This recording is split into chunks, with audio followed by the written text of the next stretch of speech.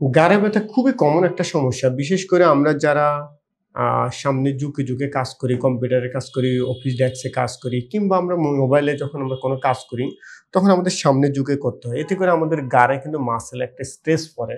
এতে করে আসলে একটা দীর্ঘমেয়াদী একটা গাড়ে ব্যথা হয়ে যায়। তো এইগুলা আসলে গাড়ে ব্যথাটা এই ধরনের সমস্যাগুলো আসলে বড় কোনো সমস্যা না। কিন্তু খুবই একটা ইরিটেটিং এবং আপনার জন্য কাজে মনোযোগ দেওয়া খুবই কঠিন। সো আমি আপনাদেরকে ৩ টা এক্সারসাইজ দিয়ে দেখাই দেব। এই ৩ টা এক্সারসাইজ আপনি যদি পারফেক্টলি করেন, আশা করি আপনার যে ঘাড়ে ব্যথার সমস্যাটা সমাধান হয়ে যাবে। তো ১ম যে এক্সারসাইজটা করবেন, এটা হচ্ছে আপনি ঠিক এইভাবে করবেন।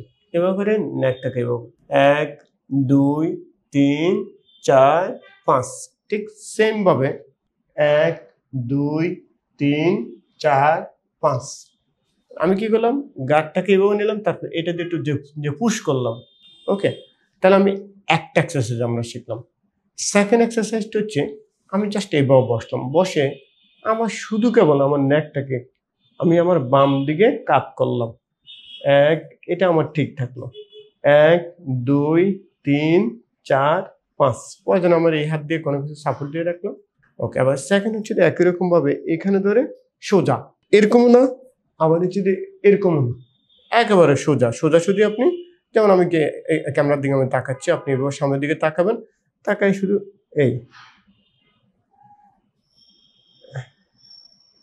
তাহলে ২ টা এক্সারসাইজ আমরা শিখলাম। ৩ নম্বর এক্সারসাইজটা একটু কঠিন। তবে হচ্ছে আপনি চাইলে পারবেন। শুধু থুতনিটাকে সোজা রেখে সোজাভাবে আপনি সোজাভাবে বসবেন। বসে চেইনটাকে ভিতরের দিকে নিবেন, আবার বাইরের দিকে নিবেন। এই ১, ২, ৩, ৪, ৫ আপনি এভাবে নিয়ে ৫ সেকেন্ড যে ধরে রাখবেন। মানে অনেকে আমরা যে মিস্টেকটা করি, এমন করি। এরকমও না। আবার অনেকে একদম মানে ওইদিকে কাট করে ফেলি। না, সিম্পল। এই হালকা একটু সামনে ঝুঁকতে পারেন, হালকা। দেখেন এই সিনটা জাস্ট শুধু কেবল এরকম হবে। এভাবে নিয়ে আপনি ৫ সেকেন্ড রাখবেন।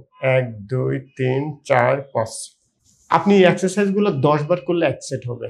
আপনাদের যাদের সমস্যা আছে আপনারা ডেইলিতে ৩ টা সেট করবেন এবং কমপক্ষে আপনি ১ মাস এক্সারসাইজগুলো করতে পারেন। যাদের গায়ের সমস্যা আছে, আশা করি আপনার সমস্যাটা সমাধান হয়ে যাবে। হ্যাঁ, অনেকের ডিস্ক হার্নিয়েশন হয়ে একেবারে হাতের দিকে পেইন যায়।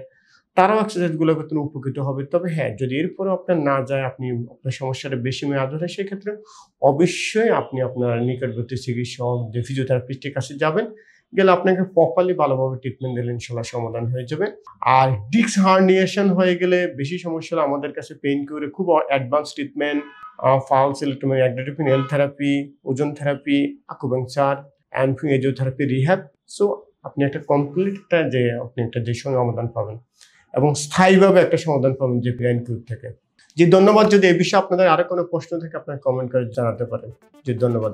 আসসালামু আলাইকুম।